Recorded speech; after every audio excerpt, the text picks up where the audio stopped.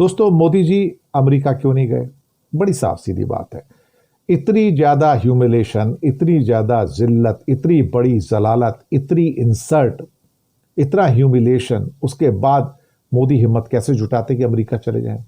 उनको डर था कि अभी दुनिया का पूरा जमावड़ा इस टाइम न्यूयॉर्क में है और 23 और 26 सितंबर के बीच में, यानी कि 23, 24, 25, 26 दुनिया के सभी बड़े बड़े लीडर इस टाइम न्यूयॉर्क में है यूनाइटेड नेशन जनरल असेंबली की मीटिंग के लिए। वहां पर पिछले साल तो मोदी गए थे, लेकिन इस बार मोदी की हालत हुई खराब, क्योंकि उन्हें डर पैदा हो गया कि ट्रंप अगर मैं वहां पे गया, एक तो मुझसे मिलेंगे नहीं वो, दूसरी बात मेरी और बेइज्जती करेंगे, और अगर मैं सामने बैठ गया दर्शक के रूप में जहां सब लोग बैठे होंगे और ट्रंप को सुन रहे होंगे, तो मुझे उनकी स्पीच सुननी पड़ेगी और उसके बाद मुझे बोलने का मौका नहीं मिलेगा। तो इससे अच्छा मैं वहां पर ना ही जाऊं। तो मोदी ने फर्दर ह्यूमिलेशन से, फर्दर जलालत से बचने के लिए अमेरिका का दौरा कैंसिल किया। मोदी को पता लग गया था कि जिस ढंग से हमारे लोगों को हथकड़ियों और बेड़ियों में यहां भेजा गया था, वो तो एक शुरुआत मात्र थी। उसके बाद 50% के टैरिफ लगा दिए, वो दूसरा झटका था। चबहार पोर्ट, जी हाँ, वो वापस ले लिया गया इंडिया से सैंक्शन लगा के, वो तीसरा झटका। तेजस के इंजन देने कमजोर कर दिए, कम कर दिए, वो चौथा झटका था। उसके बाद दो तीन चीजें तो ऐसी हुई जहां पर मोदी के जन्मदिन पे ट्रंप ने बधाई दी और बधाई देके उधर से चोट मार दी। एक तरह से क्या भिगो भिगो के मारा भाई साहब। ये तो मोदी के जन्मदिन के बाद हुआ है कि जहां पर चबहार पोर्ट इंडिया से वापस ले लिया गया, और साथ में अभी जो हुआ है H1B वीजा के ऊपर जो हमको जो सबसे तगड़ी चोट हुई है, वो अब हुआ है। तो मोदी को इस बात का डर था कि अगर मैं वहां जाऊंगा तो हो सकता है ना केवल मुझे सामने बिठा के कुछ और सुनना पड़े।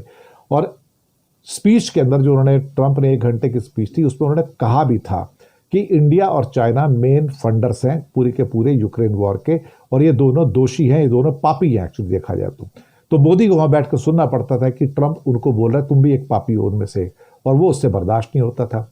तो मुझे ऐसा लगता है कि कहीं ना कहीं ये जो चीजें हो रही हैं, जो भी है, कहीं ना कहीं ऐसा लगता है कि मोदी ह्यूमिलेशन से डर गए, फर्दर जलाल से डर गए, क्योंकि उनको डर है कि वो जाएंगे कहीं ऐसा ना हो कि कोई एक और हाइड्रोजन बम जो है वो ट्रंप साहब फोड़ दें। लेकिन ट्रंप मानने वाले तो है नहीं। इंडिया को झुकाकर टेबल पे ला के पेन हाथ में देंगे और कहेंगे साइन करो, यहां पर तुम्हारे पास कोई चांस नहीं है, मैंने दुनिया में किसी को चांस नहीं दिया, मैं तुमको भी नहीं दूंगा। और अगर इंडिया नहीं करेगा तो वो इंडिया के साथ जो रिलेशन तो अभी तो और बिगड़ने वाले हैं, ये बनने वाले नहीं है, मैं आपको लिख के रख लो। और ट्रंप एक बार जब ठान लेते हैं कि किसी को चोट पहुंचानी है और वो मोदी को चोट पहुंचा रहे हैं, तो आप समझ लीजिए कि फिर मोदी बचने वाले तो है नहीं। और अभी तो चोट शुरू हुई है, अभी तो बहुत सारी चोट आनी बाकी है, और वो चोट कई बार इतनी घातक हो सकती है कि शायद ये भी हो सकता है कि वो कराहने की बारी आ जाए मोदी साहब के, और ज्यादा ह्यूमिलेशन भी हो सकता है। ऊपर से ट्रंप मीठा मीठा बोलेंगे मोदी मेरा दोस्त है, लेकिन अंदर से वो पूरे कोशिश करेंगे कि इनको और कैसे भिगो के मारा जाए। इसलिए मोदी डर गए और खौफजदा हो गए और यूएन की मीटिंग में नहीं गए कि वहां जाऊंगा तो और जलालत होगी और मुझे जलील किया जाएगा, इससे अच्छा मैं ना ही। आखिर बात बात पर विदेश जाने वाले प्रधानमंत्री इस बार विदेश क्यों नहीं गए? इतनी इंपॉर्टेंट बैठक में मोदी शामिल क्यों नहीं हुए? क्या मोदी अब विदेश जाने से घबराने लगे हैं? उनको इस बात का डर है कि अगर विदेश गए तो भरी प्रेस कॉन्फ्रेंस में कहीं कोई ऐसी स्थिति न सामने आ जाए जो संभाले न संभाले जाए। क्या आप जानते हैं दोस्तों, मोस्टली तमाम देशों के, बड़े देशों के राष्ट्राध्यक्ष जो हैं इस वक्त संयुक्त राष्ट्र की महासभा में हिस्सा लेने के लिए पहुंचे हैं, और एक बहुत ही इंपॉर्टेंट ये सभा हो रही है। खुद अमेरिका के राष्ट्रपति ट्रंप भी यहाँ पर हैं, लेकिन मोदी यहाँ पर नहीं गए। साल की शुरुआत में ऐसी खबर थी कि मोदी यहाँ जरूर जाएंगे, लेकिन अचानक से करीब 1.5-2 महीने के आसपास आप कह सकते हैं खबर आने लगी कि मोदी यहाँ पर नहीं जाने वाले। अब आप कहेंगे कि हमारे मोदी जी तो विदेश जाने का कोई मौका नहीं छोड़ते। इनफैक्ट एससीओ की बैठक में वो चीन चले गए, जिसको लेकर तमाम तरह की बातें थी कि पता नहीं चीन जाना इस वक्त में ठीक होगा कि नहीं होगा। तो फिर संयुक्त राष्ट्र की बैठक में मोदी का ना जाना, इसके पीछे क्या वजह है दोस्तों? आप इसके पीछे वजह तो मोदी जी जान सकते हैं, लेकिन जो हालात बने हैं वो ये बताते हैं कि देयर इज समथिंग जो मोदी जी को नर्वस कर रहा है। दोस्तों, संयुक्त राष्ट्र महासभा की जो बैठक है ये हो रही है अमेरिका में, अमेरिका के न्यूयॉर्क सिटी में। हर साल सितंबर के मौके पर ये न्यूयॉर्क में ही होती है, काफी लंबी चलती है ये बैठक। यही वजह है कि मोदी अमेरिका नहीं जा रहे। अब आप कहेंगे मोदी अमेरिका क्यों नहीं जा रहे? मोदी ट्रंप के प्रेसिडेंट बनने के बाद फरवरी में तो अमेरिका गए, बकायदा ट्रंप ने उनकी कुर्सी वर्सी खींची दोस्तों, लेकिन वो जो मुलाकात थी तब से लेकर अब तक भारत और अमेरिका के रिश्तों में जो हाल आ गया है, जो स्थितियां आ गई हैं, उसमें मोदी ने अमेरिका जाना नहीं चुना। लेकिन इसमें बहुत से जानकार ये कह रहे हैं कि मोदी को अमेरिका जाना चाहिए था, ये एक मौका था ट्रम्प से मुलाकात करने का, आप उनसे मिल सकते थे, कुछ बातचीत हो सकती थी ट्रेड डील को लेकर। तो फिर मोदी का संयुक्त राष्ट्र की बैठक में ना जाना, इसके क्या संकेत हो सकते हैं? दोस्तों वजह तो बहुत हो सकती है, लेकिन जानकार ये बताते हैं कि मोदी फिलहाल इस स्थिति में नहीं है कि वो किसी भी तरह का रिस्क ले सके। क्योंकि हुआ क्या, फरवरी में जब मोदी गए तो ट्रम्प ने उनको बगल में खड़ा करके भारत के लिए जो बातें बोली वो बहुत ही अपमानजनक बात थी। वो बात तो निकल गई, मोदी अमेरिका से इंडिया वापस भी नहीं आए थे कि जो अवैध रूप से गए भारतीय थे उनको हाथ में हथकड़ियां पैर में बेड़ियां डालकर ट्रम्प ने वापस भिजवा दिया। अब इस बात का डर हो सकता है मोदी की टीम को या मोदी को कि ट्रम्प को पकड़कर कहीं प्रेस कॉन्फ्रेंस में ना बोल दें, बोलिए बोलिए मैंने आपको फोन किया था ना, सीज फायर किसने करवाई। तो ये बड़ी अजीबोगरीब स्थिति हो जाएगी। इसके अलावा दोस्तों ट्रम्प अगर कोई साझा बयान हो गया, पता नहीं क्या बोल दें मीडिया के आगे, पता नहीं क्या कर दें ट्रम्प, और ट्रम्प को सामने से एनकाउंटर करना मोदी पिछली बार भी नहीं कर पाए थे, तो हम इस बार उनसे क्या उम्मीद करें। तो पॉइंट ये कि ऐसे किसी भी स्थिति से, ऐसी किसी भी सिचुएशन से बचने के लिए हो सकता है मोदी यहाँ पर ना गए हो। लेकिन दोस्तों मोदी के ना जाने और जाने से अब एक्चुअली में फर्क नहीं पड़ता, क्योंकि एक ऐसा आंकड़ा मैं आपके लिए लेकर आई हूँ जो बड़ी चिंता होगी आपको।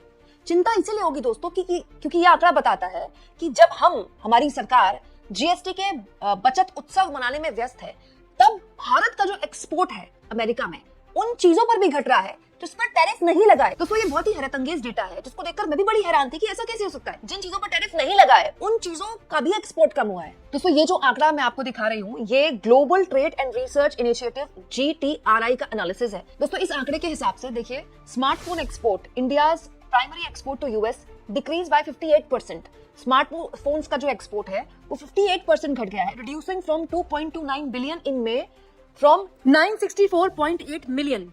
बिलियन से मिलियन पे पहुंच गया, मतलब कम हो गया है। अब यहाँ पर मैं आपको बता दूं दोस्तों, स्मार्टफोन्स पर अब तक टैरिफ नहीं लगाया गया है। एप्पल को धमकी दी गई थी लेकिन टैरिफ नहीं लगाया है अभी तक अमेरिका ने, लेकिन फिर भी हमारा स्मार्टफोन जो एक्सपोर्ट है वो घट गया है। दूसरा दोस्तों फार्मास्यूटिकल सेक्टर, हमारी जो दवाइयां है ना, सस्ती दवाइयां, वो वहाँ बहुत मतलब डिमांड में रहती है अमेरिका में, क्योंकि वहाँ हेल्थ केयर जो है वो बहुत ज्यादा महंगा है। तो हमारी जो फार्मास्यूटिकल सेक्टर है, वही दवाइयां जो वहाँ पर जरूरी होती है लोगों के लिए, वो सस्ते में वहाँ उपलब्ध हो जाती है। तो हमारे यहाँ की दवाइयां वहाँ पर बहुत डिमांड होती है, इसीलिए फार्मास्यूटिकल सेक्टर को ट्रंप ने अब तक टैरिफ से बाहर रखा है। उसके बावजूद भी आंकड़ा बताता है कि pharmaceutical sector weekend with export decline 13.3%, 745 million से 646 मिलियन तक पहुंच गया है। यहाँ भी 13% का डिक्लाइन है। मतलब फार्मास्यूटिकल सेक्टर में टैरिफ नहीं लगाए फिर भी वो एक्सपोर्ट कम हुआ है, मतलब हमारा वहां से भेजना, अमेरिका में फार्मास्यूटिकल भेजना कम हुआ है। इसके अलावा दोस्तों एल्यूमिनियम कम हुआ है, उस पर तो खैर टैरिफ लगाई है। देखिए एल्यूमिनियम में करीब 19% की कमी है, स्टील और आयरन इसमें टैरिफ लगा हुआ है, तो यहाँ पर तो कमी आनी है, 13% की कमी है। कॉपर में कमी है 10.2 की, ऑटो कंपोनेंट्स में भी कुछ कमी है लेकिन 2% की कमी है। जेम्स एंड ज्वेलरी में बहुत ज्यादा बड़ी कमी देखी गई है दोस्तों, 25.5% जेम्स एंड ज्वेलरी। यहाँ पे समझिए गुजरात का जो सूरत है जहाँ से ये सारा सामान एक्सपोर्ट होता है, बहुत बुरे स्तर पर इस वक्त प्रभावित है। जेम्स एंड ज्वेलरी, यहाँ की जो सोना और हीरे जवाहरात है वो काफी पसंद किए जाते हैं। यहाँ पर इंडियन कम्युनिटी भी बहुत बड़ी है, वो जाहिर तौर पर बहुत बड़े लेवल पर यहाँ पर प्रभावित है। सोलर पैनल्स प्रभावित हैं। सी फूड दोस्तों, श्रिम्स, इसके अलावा आप जानते हैं आंध्र प्रदेश में जो श्रिम्स है उसका बहुताया जो हिस्सा है वो अमेरिका में जाता है, उसको भी बहुत बड़े स्तर पर धक्का लगा है। 43.8% श्रिम्प घट गया है, मतलब एक्सपोर्ट होना। ये बताता है दोस्तों कि हमारा जो ओवरऑल एक्सपोर्ट है अमेरिका को, उसको बहुत बड़ा धक्का लगा है। हालांकि ये जो आंकड़ा है, ये जो एजेंसी है वो ये बताती है दोस्तों कि पूरा आंकड़ा जो है वो सितंबर तक पता चलेगा, क्योंकि सितंबर वो महीना है जिसमें 1 सितंबर से आखिरी सितंबर तक पूरा 50% टैरिफ झेला है भारत ने। उसके बाद पता चलेगा कि एग्जैक्टली कितना नुकसान एक्सपोर्ट को हुआ है। एक और चीज मैं आपको बताऊंगी, जो भी चीजें हम एक्सपोर्ट करते हैं इनमें से एक, अगर आप आईटी एक्सपोर्ट को छोड़ दीजिए जो कि अभी तक टैरिफ से बाहर रखा गया है, और फार्मास्यूटिकल सेक्टर को भी छोड़ दीजिए क्योंकि टैरिफ से बाहर रखा गया, हालांकि कमी उसमें भी आई है। ये जो जेम्स एंड ज्वेलरी है, टेक्सटाइल है, जो कपड़े हम वहां बेचते हैं, जो बाकी चीजें, श्रिम्स, इनमें से कोई भी ऐसा सामान नहीं है जो बाकी देश नहीं भेज सकते। बांग्लादेश में मर्केंडाइज का मतलब टेक्सटाइल इंडस्ट्री बहुत बड़ी है। जेम्स एंड ज्वेलरी कोई दूसरी कंट्री उनको भेज सकती है। दिक्कत भारत के साथ ये हुई कि उसने अमेरिका के साथ एक्सपोर्ट तो इतने बड़े लेवल पर किया, जो कि अच्छी बात है, लेकिन अपने प्रोडक्ट में कोई यूनिकनेस नहीं रखी। अगर आप आईटी एक्सपोर्ट को छोड़ दीजिए तो आप सोचिए टेक्सटाइल कहीं से भी मंगाया जा सकता है। इसके अलावा दोस्तों स्टील और एल्यूमिनियम अमेरिका कहीं से भी मंगा सकता है, क्योंकि अमेरिका ये जानता है ना कि वो 40% टैरिफ लगाए, 50% टैरिफ लगाए, उसको इतना फर्क नहीं पड़ेगा। फर्क उसको भी पड़ेगा, मैं नहीं कह रही हूँ कि वहां फर्क नहीं पड़ेगा, ऑफ कोर्स फर्क पड़ेगा, बट पॉइंट ये है कि वो जानते हैं, ट्रम्प जानते हैं कि फर्क इंडिया को ज्यादा पड़ेगा, इसलिए उन्होंने ये सब किया है। अभी जो स्थितियां हैं वो ये बताती हैं कि हम भले ही भारत में हेडलाइन बना लें जीएसटी उत्सव बनाकर, लेकिन ये जो सेटबैक है, मैं हमेशा बार बार कहती हूँ दोस्तों कि एक बार अगर आपका किसी कंट्री से एक्सपोर्ट इंपोर्ट का जो पूरा चेन है वो प्रभावित हो गई तो उसको दोबारा से बिल्डअप करने में बहुत टाइम लगता है। तो जानकार बताते हैं कि ये एक मौका था, मोदी ट्रंप से मिलने चले जाते। दो राष्ट्राध्यक्षों के बीच जब बातचीत होती है तो देखिए जो ट्रेड डील को लेकर जो बातचीत हो रही है दोनों टीम्स की, दोनों कंट्रीज की टीम्स के बीच, वो अभी अमेरिका से टीम इंडिया भी आई थी, अब वाणिज्य मंत्री वहां गए, तो उस बातचीत को ना एक एनर्जी मिलती है। तो मोदी पता नहीं ट्रंप खड़े करके क्या बोल दें, इस चीज से निकलकर उनको जाना चाहिए था, एक मौका था।